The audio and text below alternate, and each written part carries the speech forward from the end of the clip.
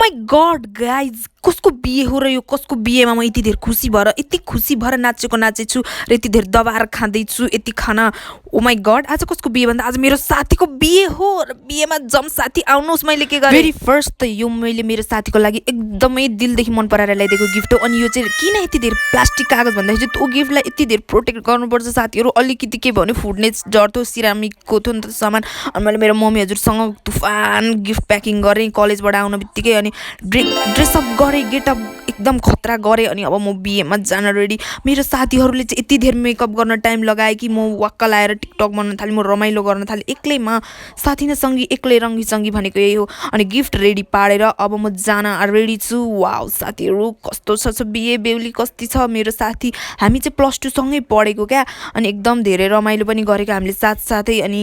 आज चाहिँ उसको बिहे खाना जाँदैछु यति छिटो बिहे भयो क्या उसको लाइक हाम्रो ग्रुपमा लेडिज ग्याङस्टरहरूमा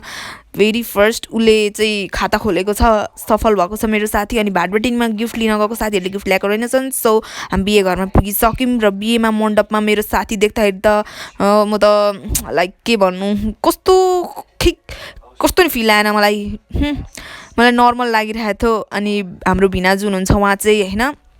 अनि बिहे हुँदै थियो अनि यहाँ खाना यो दही खुवाउनु पर्दो रहेछ मेरो साथीले जित्छ भनेको लाइक यसमा चाहिँ जितेन अनि अर्को के तान्ने जस्तोमा जिते अनि औँठी तानामा मेरै साथी जित्यो वाउ द्याट्स ग्रेट अनि हामीले चाहिँ अब यहाँ भोक लागेर रहन भएको थियौँ अनि हामी चाहिँ दबाएर खाना थालिसक्यौँ अनि गलेको पनि थिएन हामी धेरै ढिलो भइसकेको थियौँ हामी लास्ट लट थियौँ भनौँ न बेहुलीको साथी भएर हामी यति ढिलो आइसक्यौँ अनि बेहुली पनि आज निकै ब्युटिफुल भइरहेको थियो आमामा परी नै जस्तो देखिरहेको थियो हाम्रो भेना पनि मक्खै हुनुहुन्छ यति राम्री बेहुली पाएर अनि जुत्ता लुगाउनेमा चाहिँ सालीहरूले दबाएर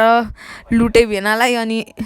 त्यस्तै हो अनि दिदी बहिनीहरू फोटो खिच्दै थियो अनि हामीले सबैले बेहुलीसँग फोटो खिच्यो एकदम रमाइलो भइरहेको थियो डान्स गरेर उफ्रेर कराएर एकदम रमाइलो अब चाहिँ बिदाईको टाइम एकदम इमोसनल मोमेन्ट थियो यो चाहिँ अनि मेरो साथीले चाहिँ अब त्यो घरको छोरी नभएर अब चाहिँ त्यो घरको